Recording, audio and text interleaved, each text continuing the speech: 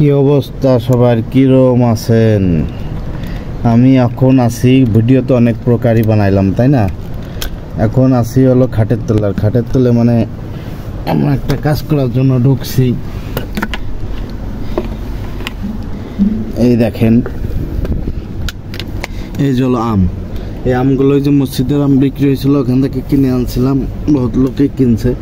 তো বিষয়টা হলো কি, গাছে উঠে পাকা আম খাওয়ার যে একটা ফিল, এখন তার ওরকমই নাই। হাট বাজার থেকে কিনে রাসায়নিক আর সারে ভরা।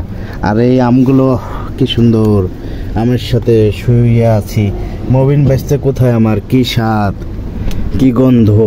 আর এই আমগুলো হলো পুরো ফরমালিন ছাড়া, গাছের থেকে কাঁচা আম বাইরে আইনে ধুইয়ে থুয়ে দেওয়া হয়েছে। একটা পাকবে, একটা খাবো। এখানে হলো 16-17 কেজি আম, তো অলরেডি কিছু খাইছি। তো যাই হোক আর কি, আপনাকে তো একটু খাওয়ার অনুভূতিটা দেখাইতে হবে। দেখেন কত আম, এবং এটা কিন্তু আম্রপালি আম, মানে একসের মিষ্টি, শুধু মিষ্টি আর মিষ্টি।